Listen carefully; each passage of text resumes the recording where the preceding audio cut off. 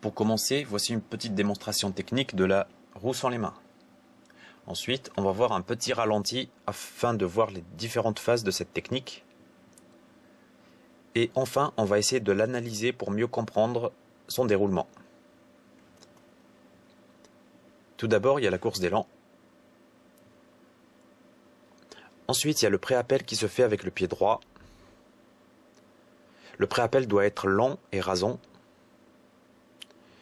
suivi par l'appel qui se fait avec le pied gauche et le genou gauche fléchi afin de mieux pousser.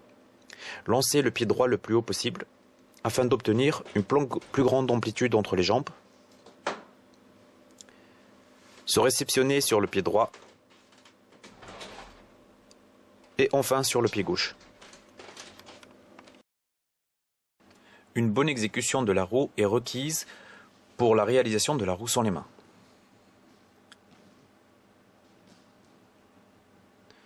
Tout d'abord, il faut essayer d'avoir tous les appuis alignés. Ensuite, une grande amplitude entre les jambes, les écarter le plus possible. Et enfin, essayer de passer par la verticale. Tout d'abord, voici un éducatif qui va vous permettre d'aligner vos appuis.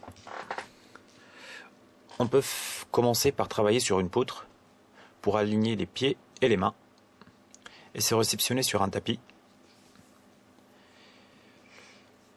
On peut faire ça au sol aussi, sur une ligne, dessiner au sol tout simplement. Sinon, on peut passer directement sur la poutre. Le prochain exercice nous aide à améliorer l'amplitude de la roue. Donc on se met contre un mur, on atterre, on appuie tendu renversé et on écarte les jambes et on essaie de maintenir cette position. Ensuite, pour améliorer le passage par la verticale, on fait des roues face à un mur ou mieux un tapis. Donc là, on est obligé de passer par la verticale. Le prochain exercice sert à nous faire décoller plus et améliorer le lancer avec le pied droit. On peut utiliser aussi les battements pour améliorer le lancer du pied droit.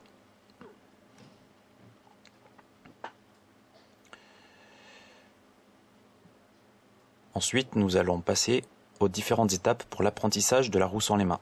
Donc pour la course d'élan, il suffit de se mettre pieds joints, sauter le plus loin possible, arriver sur le pied droit puis pied gauche et réaliser une roue. Ensuite, on fait ce qu'on appelle des roues plombées, c'est-à-dire des roues en essayant de retarder le plus possible la pose des mains. Plus on retarde la pose des mains, plus on se rapproche de la roue sans les mains.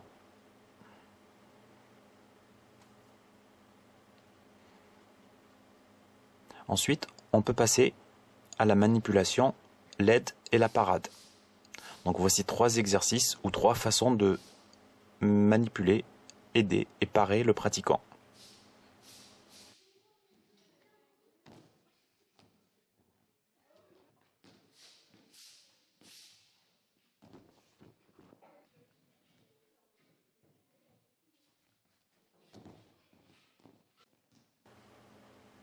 Et ensuite, on peut passer par la réalisation de la roue sans les mains à partir d'une surface plus haute.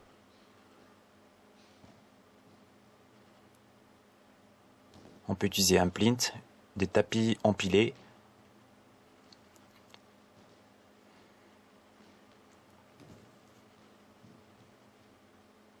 Ensuite, on passe à la réalisation de la roue sans les mains avec un tremplin et des tapis. Cette phase est très importante car elle permet de réaliser des roues sans les mains dans des conditions sécurisées. Donc il faut passer beaucoup de temps sur cette phase.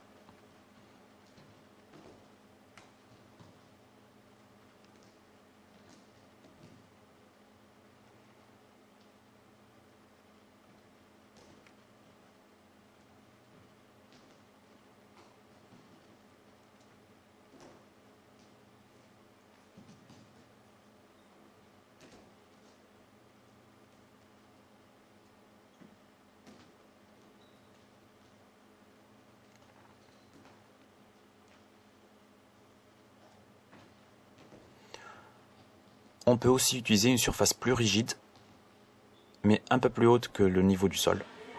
Ou essayer d'arriver sur des tapis beaucoup plus hauts pour obliger le pratiquant à pousser le plus possible et à décoller le plus possible vers le haut.